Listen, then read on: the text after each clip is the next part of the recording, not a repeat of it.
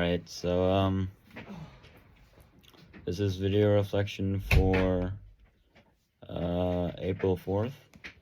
No, April 3rd, April 3rd actually. And same as yesterday, I have also prepared some organization. So this mainly serves two purposes. One, it keeps what I'm talking about, or my video reflections, more organized. Two, it allows me to go through video reflections like diaries without actually watching them.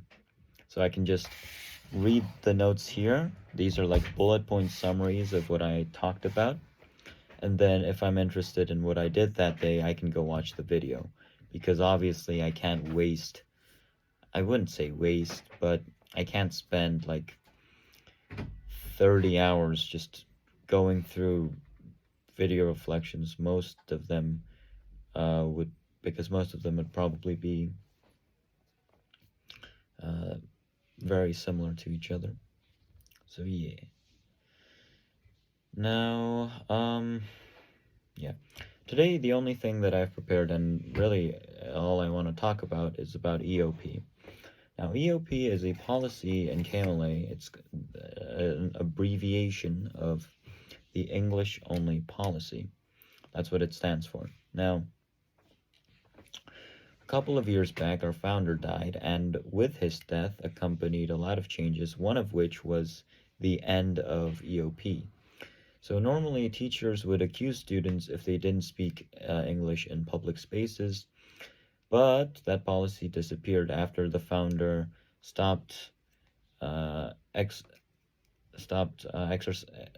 after the founder, left this world. So that practice stopped, and teachers no longer accused students of violating EOP. And fast forward a couple of years, and so until this year, nobody used EOP. It was just another rusty policy in the school manual that nobody cared about and nobody used. Because under the, what would we call this? It was sort of a given that nobody would use EOP and that it was a dead policy. Now, obviously, the school didn't like this, and there were multiple attempts to revive it, and hence we have an EOP department which specialized, past tense, in devising ways to encourage students' use of English in campus. So yes, that's the brief history of EOP. It existed for quite a long while, then the founder passed away, and it disappeared, and now it's making a comeback. So I will explain to you the current situation of EOP. It's very simple, really. It's kind of like a panopticon, but made with students. So what that is EOP is simple, right? You don't speak English, you violated English only policy, so you're accused, you go to court, you get penalty points. Simple enough. Now the problem that a lot of kids, and also me included, find in this situation is not with the policy itself, it's with the execution of the policy. So who accuses violations? Well, I think I mentioned it used to be teachers back in the day when EOP was alive, along with our founder. But now that responsibility has been shifted onto, guess what? EOP department members. And that's very, very controversial for a couple of reasons. And now, since I've given you the background of what EOP was, what happened to EOP, and what the EOP policy in KMLA now is, I will give you the two opposing sides of EOP.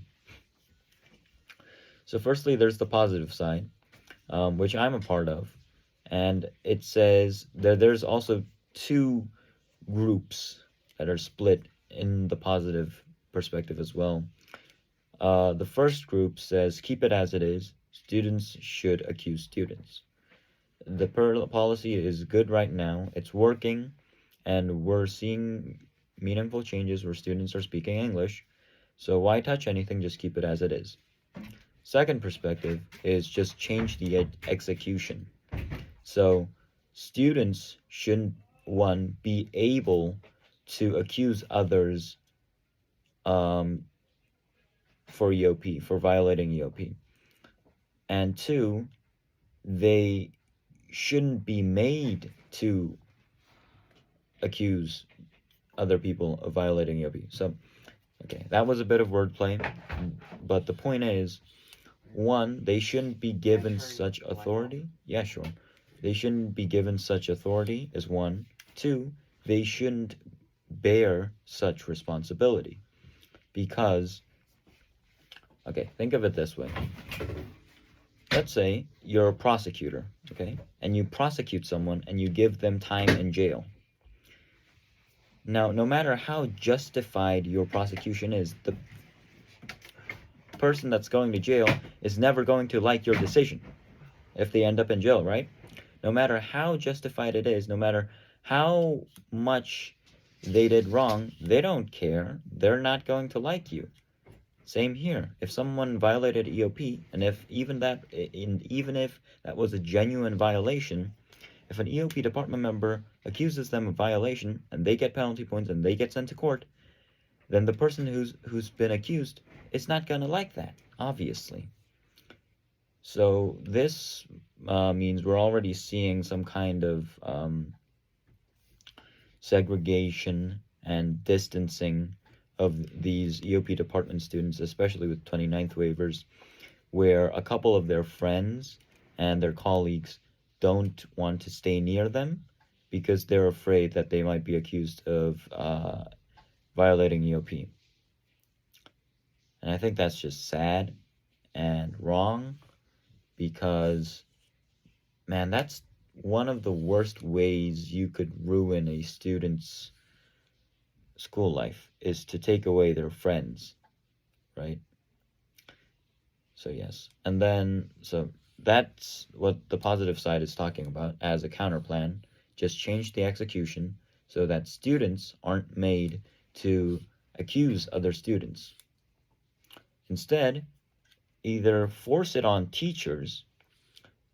So since teachers have a public role as a, what would you say, student guidance and behavioral guidance, that's one of the jobs of a teacher. Since that's true and students acknowledge this fact, give them the ability, they already have the ability to do so, but give them the responsibility to accuse other students. That way EOP department members would suffer less. Now, let's move on to the negative perspective on EOP. First is it's too drastic a change. Last week we weren't speaking a word of English. This week we're not speaking a word of Korean.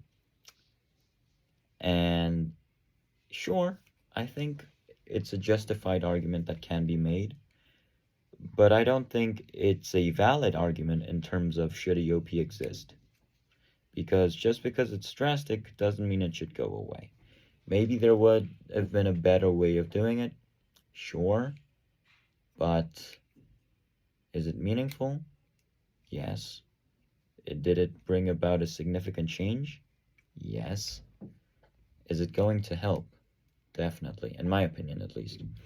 And then so these are just some of the things that I've heard personally that make not a hint of sense, is they appeal to imperialistic perspectives. So EOP appeals to imperialist and colonialist perspectives. So if anyone knows Korean history, you know that Korea was enslaved by Japan from 1910 to 1945. During those 35 years, we were the colony of Japan. And back then, during the 1930s and 40s, Japan didn't allow Koreans to use Korean.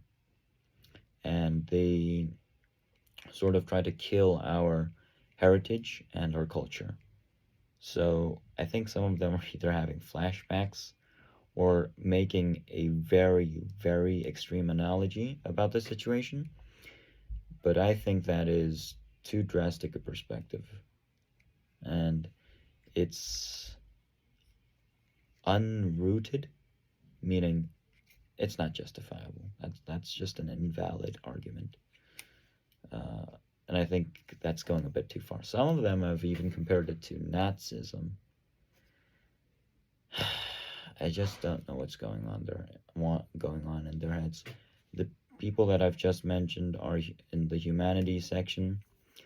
I personally am a big fan of humanities, but I'm pretty sure you're not reading all those philosophy books just so you can make extreme accusations about things A, that you didn't experience, and B,